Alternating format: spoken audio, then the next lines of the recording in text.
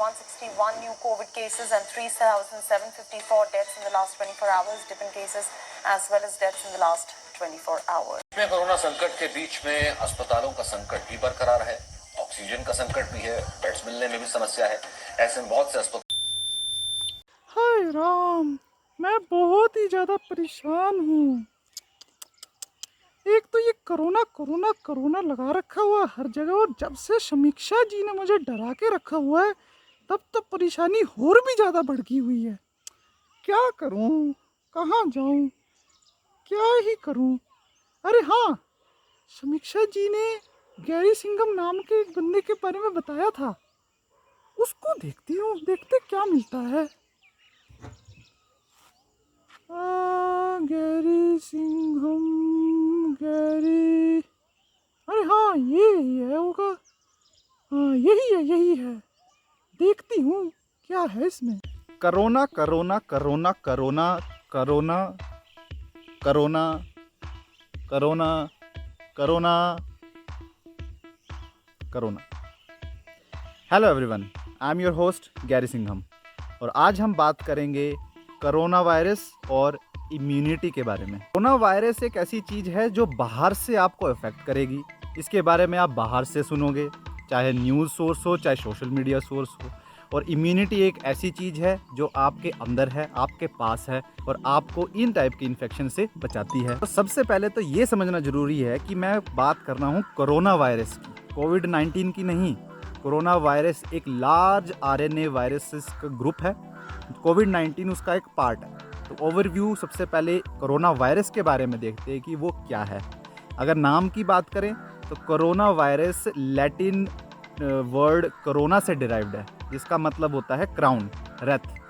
वो देखा होगा आपने टीवी में, जो एक फूलों का गोल कलर की जो बना के जो श्रद्धांजलि चढ़ाते हैं, उसको रथ बोलते हैं। तो उस टाइप की शेप जब इसको ऑब्जर्व किया गया माइक्रोस्कोप्स के अंडर, तो उस टाइप की शेप जो है इसकी दिखाई दी, इसलिए इसका नाम रख दिया कोरोना। अब ये जो टर्म है कोरोना वायरस, इसको कॉइन किया था जून अल्मीडा एंड डेविड टायरल ने।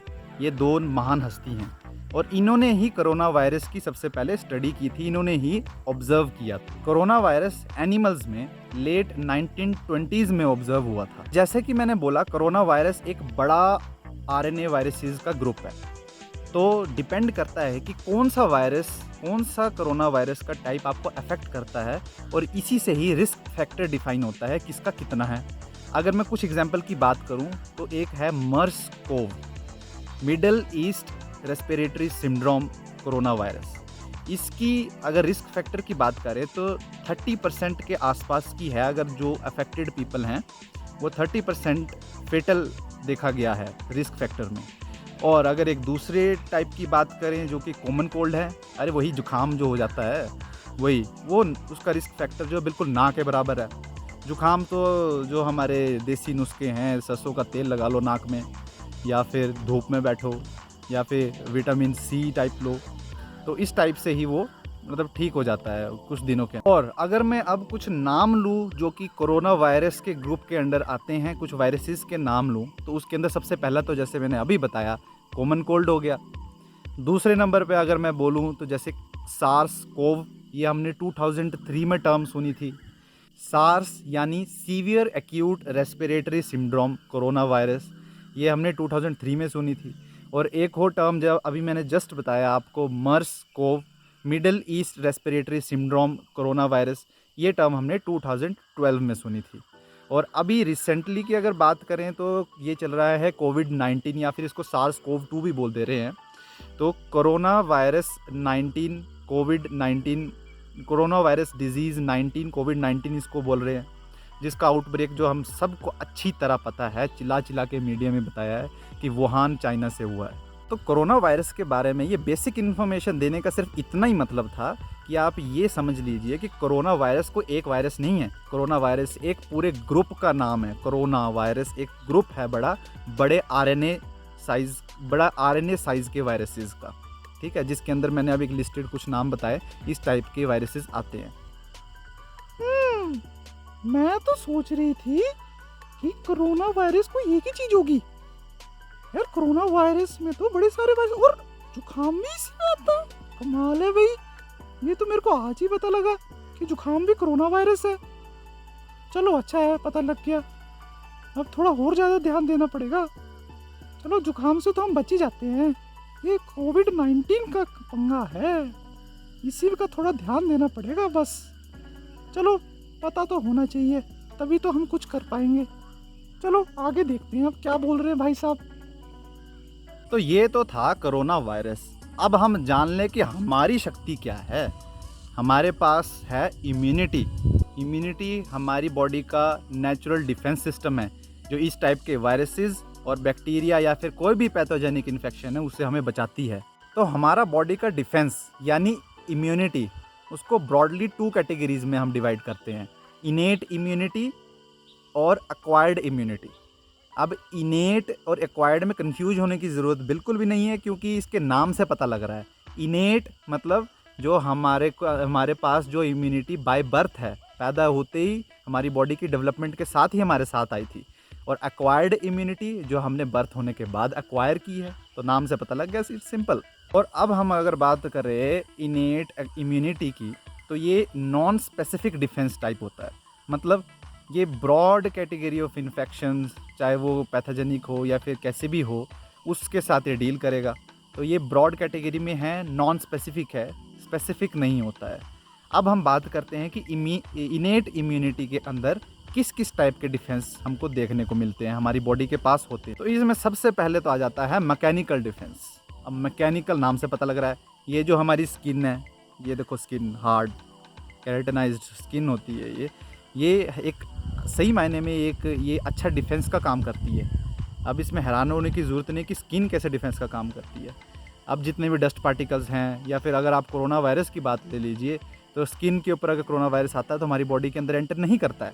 इसलिए तो बोलते हैं कि बार बार साबुन से हाथ धो लीजिए, हाथों को सैनिटाइज कर लीजिए अच्छी तरह से, तो उससे कोरोना वायरस खत्म हो जाएगा, बॉडी के अंदर एंटर ही नहीं हो पाएगा। स्किन की तरह ही मैकेनिकल के अंडर जो है वो हमारे म्यूकोसल मेम्ब्रेन, म्यूकस, हमारे हेयर्स जैसे नेज़ल हेयर्स जो होते हैं, कई लोगों को तो बुरे लगते होंगे कि भाई ये नाक के बाल दिख रहे हैं और इस टाइप से जो ऑकवर्ड फील करते होंगे, पर भाई ये हमारा डिफेंस है, it is our defence. Type of defence की बात करें तो वो होता है केमिकल डिफेंस।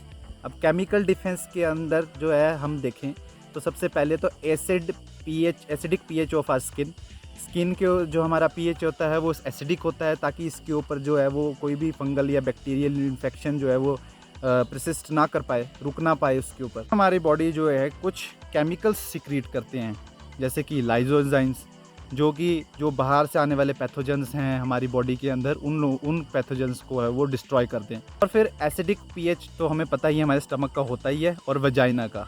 तो एसिडिक पीएच की वजह से अगर बाई चांस हम कोई ऐसी चीज़ हम खा लेते हैं जिसके अंदर पैथोजन हो, कोई बैक्टीरिया हो, या फिर डिजीज़ कॉजिंग या फिर इन्फेक्शन कॉजिंग ऑर्गेनिज्म हो, तो वो एसिडिक पीएच को झेल नहीं पाएगा, वो ख़त्म हो जाएगा, तो हमारी बॉडी के अंदर वो भी नहीं आ सकता। फिर इसके अलावा हमारी बॉडी के पास NK cells means natural killer cells होते हैं, फेगोसाइटोसिस करने वाले सेल्स होते हैं।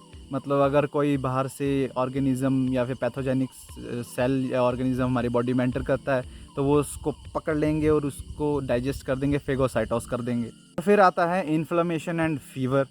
अब फीवर तो आपको पता ही है, बुखार हो जाता है, तो घबराने की जो है वो बात नहीं है, क्योंकि बुखार जो है वो हमारी बॉडी का एक नेचुरल डिफेंस सिस्टम है।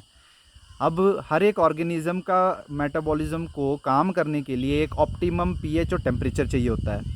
तो अगर हमारी बॉडी का टेम्परेचर एलिवेट हो जाएगा तो वो ऑप्टिमम टेम्परेचर जो उस ऑर्गेनिज्म को नहीं मिल पाएगा, और इससे फिर उसका मेटाबॉलिज्म डिस्टर्ब हो जाएगा और वो ऑर्गेनिज्म ख़त्म हो जाएगा। हम बात करते हैं एक्वायर्ड इम्यूनिटी की, जो कि हमारी बॉडी का एक स्पेसिफिक डिफेंस होता है। अब उसके अंडर जो है वो कौन कौन सी इम्यूनिटी आती है। अब एक्वायर्ड के अंडर आती है सेलुलर मीडिएटेड इम्यूनिटी या फिर ह्यूमोरल इम्यूनिटी। अब ये सेलुलर मीडिएटेड इम्यूनिटी और ह्यूमोरल इम्यूनिटी के बीच का बेसिक डिफरेंस क्या है। जो सेलुलर इम्यूनिटी है उसके अंदर साइटोटॉक्सिक टी सेल्स का रोल होता है, और humoral immunity is due to the presence of antibodies in our body. Antibodies की वजह से जो है वो ह्यूमोरल इम्यूनिटी होती है। सेलुलर इम्यूनिटी जो है वो स्पेसिफिकली टारगेट करती है वायरसेस, फंगस और पैथोजेंस और कैंसर सेल्स के ऊपर। तो हम ये बोल सकते हैं कि कोरोना वायरस के ऊपर भी जो हमारी इम्यूनिटी जो काम करेगी वो लास्ट पे जब अगर वो कोरोना वायरस हमारे सेल के अंदर एंटर कर जाए, इंट्रा सेलुलर अगर तरीके से एंटर कर जाए, अगर सेल के अंदर एंटर कर जाए, तो साइटोटॉक्सिक टी सेल्स उसके ऊपर काम करेंगे। और ह्यूमोरल इम्यूनिटी की अगर हम बात करें तो उसके अंदर जो एक्स्ट्रा सेलुलर ऑर्गेनिजम्स है, जैसे कि बैक्टीरिया वगैरह जो हमारे बॉडी फ्लूइड्स के अंदर डिज़ोल्व हो जाते हैं, उस टाइप के ऑर्गेनिजम्स के ऊपर जो ह्यूमोरल इम्यूनिटी काम करेगी, एंटीबॉडीज़ काम करेंगी उसके ऊपर। और वैसे भी ये एक पूरा का पूरा प्रोसेस होता है, एक लंबा चौड़ा टॉपिक है इसके ऊपर। जो अगर आप देखो तो ये काफ़ी लंबा चौड़ा टॉपिक है। एक step wise cascade type reactions होती हैं, जो जिसके अंदर दोनों के दोनों साइटोटॉक्सिक टी सेल्स और एंटीबॉडीज़ जो हैं वो काम करती हैं। ह्यूमोरल इम्यूनिटी और सेल मीडिएटेड इम्यूनिटी दोनों की दोनों काम करती हैं इकट्ठे मिलकर। तो फ्रेंड्स, ये तो थी इम्यूनिटी के बारे में, आपकी बॉडी की स्ट्रेंथ के बारे में एक बेसिक सी नॉलेज, ओवरव्यू नॉलेज बोल सकते हैं। ये देना इसलिए ज़रूरी है ताकि आपको ये पता लग जाए कि कोरोना वायरस को आपको इन्फेक्ट करने के लिए कितने सारे बैरियर्स को क्रॉस करना पड़ता है। ऐसा नहीं है कि कोरोना वायरस आया और आप इन्फेक्ट हो गए और बस हो गया काम। नहीं नहीं नहीं, ऐसा नहीं है। हमारी बॉडी को इन्फेक्ट करने के लिए इतनी सारी बैरियर्स को क्रॉस करना पड़ेगा, तब जाके इन्फेक्शन होगा। इसलिए डरने की कोई बात नहीं है, क्योंकि हमारी बॉडी के पास पावर है, स्ट्रेंथ है। पर भाई एक बात तो है, अब राधा जी वाली गलती नहीं करनी है आप लोगों ने। क्यों भाई? क्योंकि राधा जी को तो डायबिटीज़ थी, और डायबिटीज़ जो है आपके मेटाबॉलिक प्रोसेसेस को बिगाड़ देती है, बॉडी के मेटाबॉलिक प्रोसेसेस को बिगाड़ देती है। एक लाइफस्टाइल डिजीज़ है। तो इसलिए आप लोगों को हेल्दी रहना है, लाइफस्टाइल डिजीज़ से दूर रहना है, या फिर उसको दूर रखना है। और वो कैसे हो सकता है? मैं बार बार बोलता हूँ, लाइफस्टाइल को चेंज करिए, हेल्दी लाइफस्टाइल ऑप्ट कीजिए। और अगर मैं लास्ट में बोलूँ तो अपन को डरने का नहीं मांगता है, सीधी सी बात है। क्योंकि अपने के पास क्या है भाई? पावर। और वो पावर क्या है? आपकी इम्यूनिटी। तो अब हम बात करते हैं अपने प्रीवियस संडे वाले क्वेश्चन की। उसको भूलना नहीं है भाई, आज संडे है, आज नहीं, इसको नहीं भूलना, भूलने का नहीं। तो क्वेश्चन था, विच gland is called master of master gland? तो भाई सीधी सी बात है, मास्टर ग्लैंड तो पिट्यूटरी ग्लैंड है, और उसका भी मास्टर कौन सा है? हाइपोथैलेमस। बहुत सारे लोगों ने इसका आंसर बिल्कुल सही दिया। कमेंट बॉक्स में मैं पढ़ता हूँ भाई, ऐसी बात नहीं है, हर एक आंसर देखता हूँ। क्यों? क्योंकि सरप्राइज़ जो आना होता है किसी एक लकी विनर के लिए, तो सरप्राइज़ के लिए आप चेक कीजिए मेरा इंस्टाग्राम हैंडल, उसके बारे में मैं आप डिस्क्रिप्शन में लिख दूंगा। और अगला क्वेश्चन जो है, जो इस संडे का क्वेश्चन है, उसका आंसर मिलेगा नेक्स्ट संडे, और सरप्राइज़ भी मिलेगा नेक्स्ट संडे। तो ये क्वेश्चन ध्यान से पढ़िए और इसका आंसर दीजिए। Training school of T lymphocyte is. इस टाइप की इंटरेस्टिंग वीडियोज़ और इन्फॉर्मेशन के लिए जुड़े रहिए मेरे साथ, यानी गैरी सिंघम के साथ। तब तक के लिए बाय बाय। अरे वाह, क्या बात है यार, ये तो सही में अच्छा बोलता है। समीक्षा जी सही में बोल रहे थे, ये बहुत पॉजिटिव बातें करता है। नहीं तो न्यूज़ वालों ने तो दिमाग खराब करके रख दिया हुआ है, कोरोना वायरस ये हो रहा है, वो हो रहा है। भाई अब तो मेरे पास भी हो सकती है इम्यूनिटी, पर यार मुझे तो डायबिटीज़ भी है। चलो कोई नहीं, समीक्षा जी ने बोला तो है, एक्सरसाइज करूँगी और डाइट का भी ध्यान रखूँगी, तो वो भी ठीक हो जाएगी। चलो ठीक है, चलते हैं।